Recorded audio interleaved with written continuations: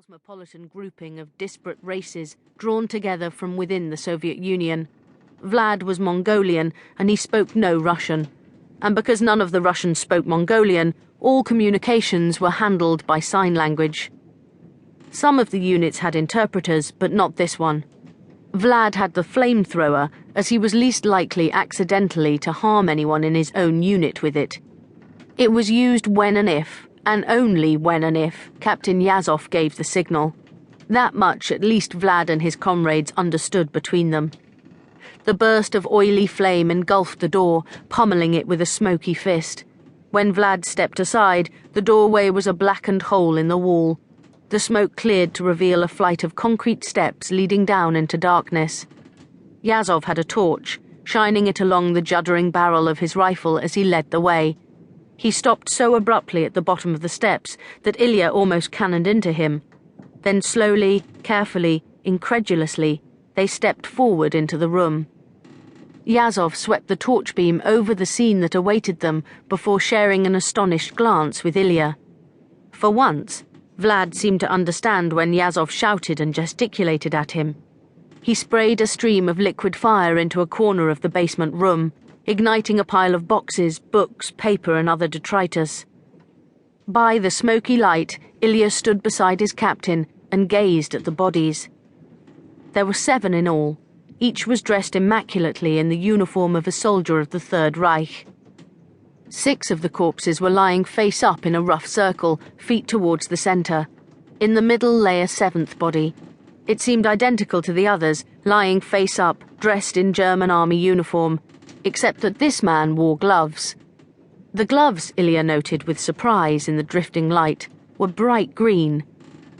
When he looked closer, he noticed other oddities.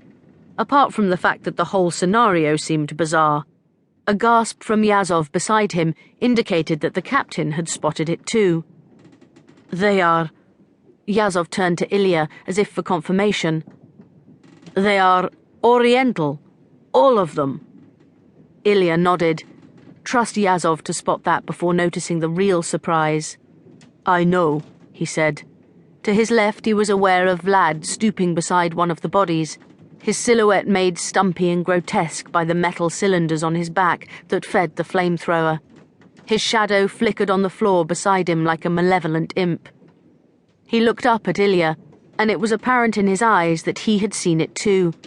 His hand strayed towards the thin fragments of glass on the floor. They caught the firelight, seeming to jump and blink. The Mongolian changed his mind, pulled back his hand and straightened up.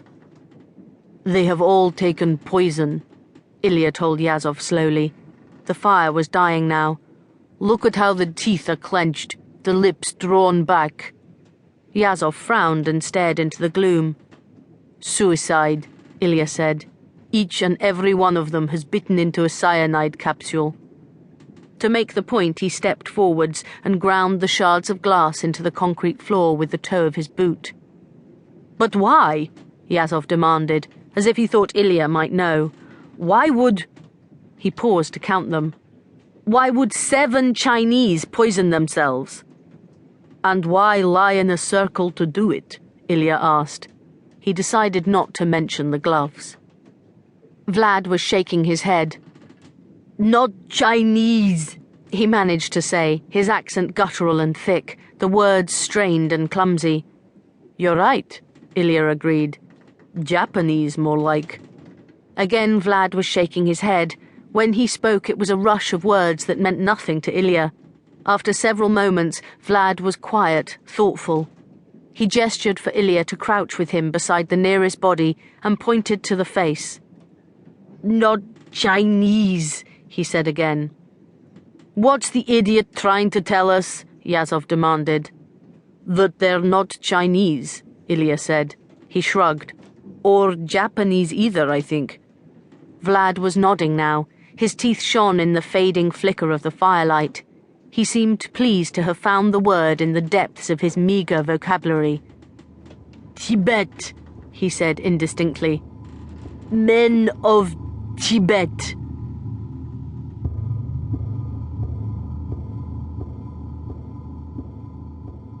There was no door to close behind them as they left the basement.